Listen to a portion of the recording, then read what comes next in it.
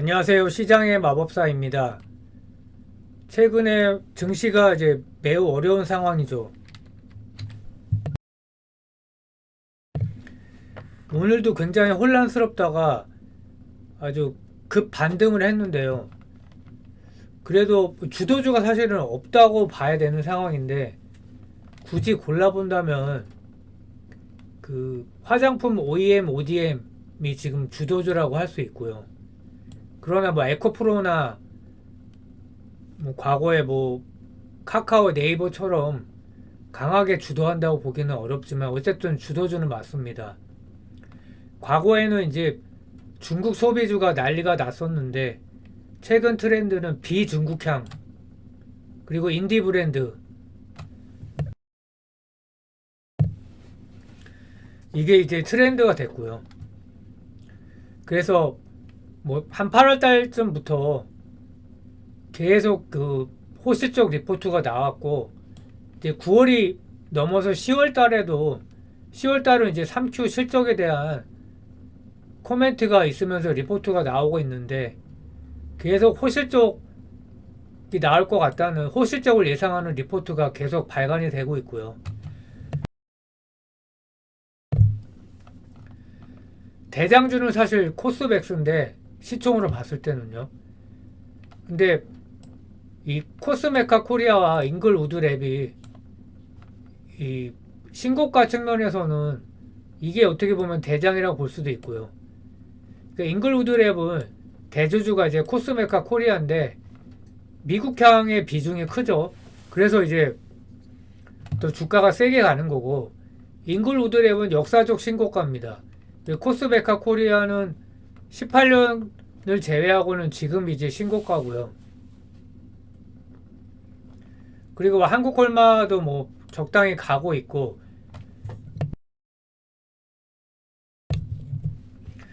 뭐 오늘은 좀 꺾였죠. 코스맥스는 이제 꾸준히 올라가고 있고 이게 이제 8월 실적 나올 때쯤에 피크 치다가 조정을 한번 받고 다시 가고 있는 상황이죠. 그래서 잉글루드랩 같은 경우는 역사적 신고가를 친 다음에 약간 뭐 밀렸다고 보이지만 그래도 강한 상승세에 있다고 이제 판단이 되고요. 중국을 보면 비중국향이 세다고 했는데 9월에 이제 소매 판매가 시장 컨센을 상회했지만 화장품 소매 판매는 1.6%, 중국 소매 판매보다는 부진했죠. 그래서 전체 평균보다는 더딘 흐름이다. 9월 같은 경우에 이제 국내 화장품 수출이 중국향은 15% 감소 YY로 비중국향은 41% 증가. 이래서 이제 그래서 대형사가 부진한 거죠. 아모레퍼시픽이나 LG생건. LG생건은 정말 어마어마하게 올랐었는데 그래서 이제 기업 이 증권사 리포트에서 계속 중소 OEM, ODM을 선호한다. 그러니까 대형 화장품사는 이제 주가가 오르기가 어렵죠. 상당 기간 동안. 그리고 또 하나 이슈가 있었던 게 한국콜마가 자회사인 연우가 있었는데 완전 자회사로 편입을 한다는 거죠.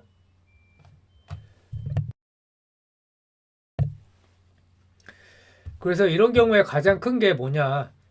더블 카운팅 이슈 해소되는 게 가장 큽니다. 딴 거는 사실 막 그냥 그래요. 왜냐하면 연우가 그렇게 이제 큰 회사도 아니고 해서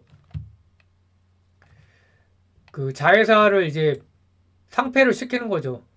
그 가장 큰 거는 수급 분산이 해소되는 거.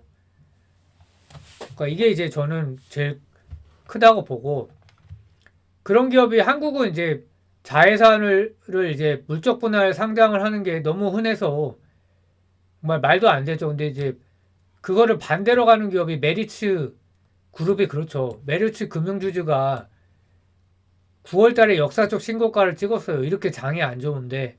근데 자회사인 메리츠 증권과 화재를 또 상폐를 했죠. 근데 그 전에도 한국 기업에서 굉장히 드물게 자사주를 매입해서 소각을 했다. 그리고 50% 주주 환원까지 더 세게 나오고 있는 거죠.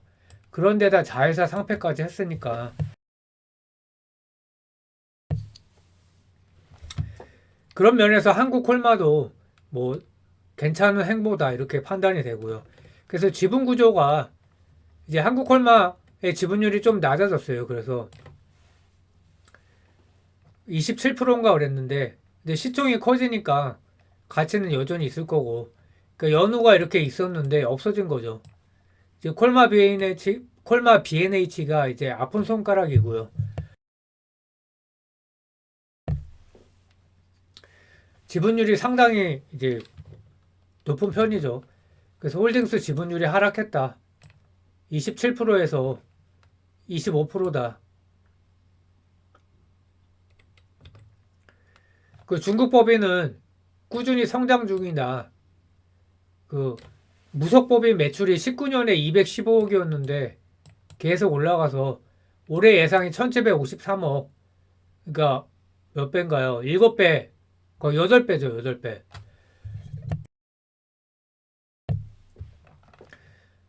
그래서 설립 이후에 첫 영업이 흑자를 기록했다. 그래서 뭐 고객사와의 협업 및 성케어 경쟁력. 근데 여기서 이제 대단한 거는 디플레이션 상황인데도 이렇게 선방을 하고 있다는 거죠. 그래서 올해 말 기준으로 중국 법인 비중이 대략 11% 정도 되고요.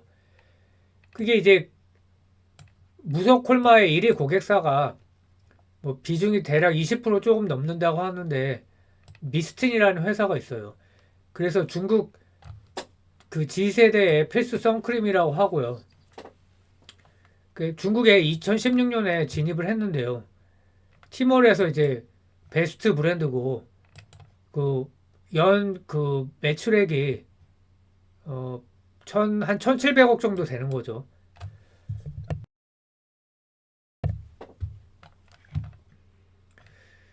그리고 이게 이제 그 태국 브랜드인데 34년이 됐고요. 그래서 어포더블 하이 퀄리티다. 가성비가 있다는 거죠. 그래서 헤어와 스킨케어부터 그 향수까지 이렇게 인기를 끌고 있다는 거고요. 그래서 한국 콜마의 내년 포워드 PER로 보면 11.6배다. 올해로 보면 약간 밸류 부담이 조금은 있는 것 같고요. 그래서 목표가가 7만 원에서 7만 7천 원이니까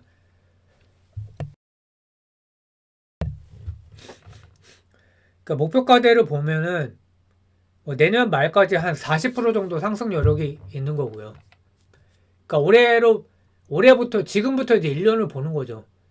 그러니까 40%면 상당히 뭐 괜찮긴 하죠. 근데 지금 지수가 또 작살 났기 때문에 40% 올라갈 종목은 또 꽤 많이 있다고 판단이 되고요. 그래서 한국, 중국 내 선케어 분야의 경쟁력을 바탕으로 이제 실적 개선을 이루고 있고요. 국내가 이제 MS가 70%다. 그 CJ 올리브영 이게 참 중요하죠, 지금. 여기서 제품 점유율이 상승 중이다.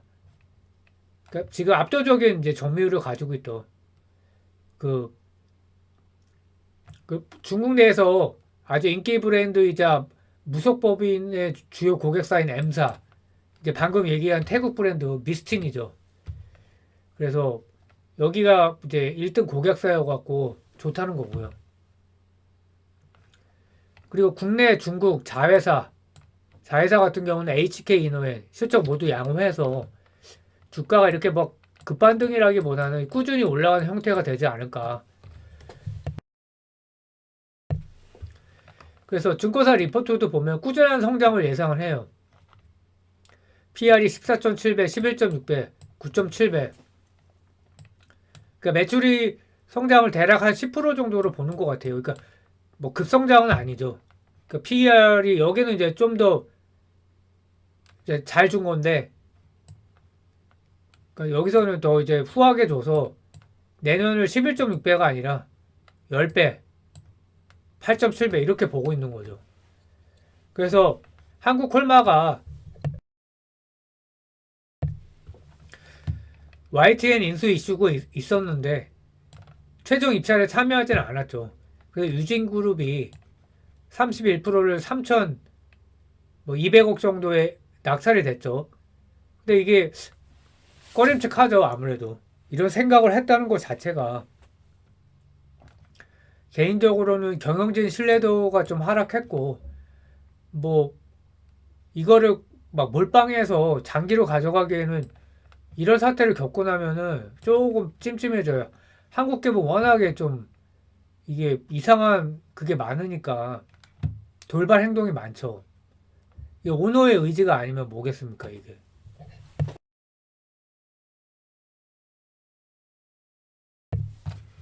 그래서 장기 투자에는 조금 실망스럽고, 그 FNF 같은 경우에 제가 옛날에 이제 봤을 때가 한 2,400억이었거든요. 이게 뭐 5조, 6조까지 갔었죠. 그러니까 유능한 경영진이 참 중요하다.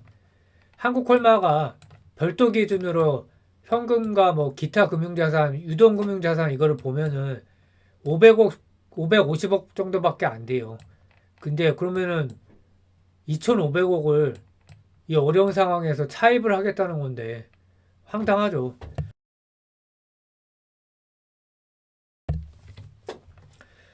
그래서 이제 저는 이제 한국콜마 홀딩스를 밀고 있잖아요. 그 주가 부진 요인이 뭘까? 콜마 BNH를 지금 한 44%인가 갖고 있잖아요. 얘 실적 부진, 주가 부진 외에 특별한 사유가 있어 보이지는 않아요. 그래서 무상증자 물량이 다시 상장이 되고 지금 무엇보다 이제 지수가 급락을 했잖아요. 그러니까 시장 분위기가 좀 좋아지면 자동으로 가지 않겠는가 그렇게 생각을 하고요. 또 YTN 이슈도 해소가 됐잖아요. 그래서 뭐 괜찮다고 보고 있고 제일 중요한 게 2024년 주주 친화 정책을 지속을 하고 있다. 그리고 자회사 실적이 개선되고 있다. 한국콜마와 HK이노엔 또 이게 이제 아픈 손가락이죠. 그래서 시간을 내 편으로 만드는 투자. 그러니까 인내가 분석만 중요한 게 아니라 인내심이 없으면 돈을 벌 수가 없습니다. 이게 사람들이 많이 간과하는 건데 어떤 사람이 분석을 정말 날카롭게 한다. 근데 이제 확실한 거에 배팅하는 배짱 것이라고 그러나요 영어로? 배짱이 좀 있어야 되고 또 인내심이 있어야 되고 그래서 뭐 메가스터디 교육이 오늘도 올라갔거든요. 근데 사실 뭐 출산율 때문에 그 뭐가 있겠어 했는데 뭐 시장 지배력이 있고 그 자사주를 100억 소각을 했죠. 그게 무슨 상관이냐. 그 출산율이 낮아서 희망이 없는데 시장 지배력이 있고 자사주 소각을 하니까 주가가 하방 경쟁성이 있었는데 뭐 여러 가지 이슈가 있지만 의대 증원 이슈 이게 좀 컸죠. 그러니까 쭉쭉 올라가는 거죠. 뭐 이게 막 대박이 나진 않겠지만 그래서 메가스터디 교육과 비슷하다. 버티면 결국은 좀 크게는 모르겠고 꽤 먹고 50% 이상은 좀 먹지 않을까 그렇게 생각을 하고 있습니다. 예, 감사합니다.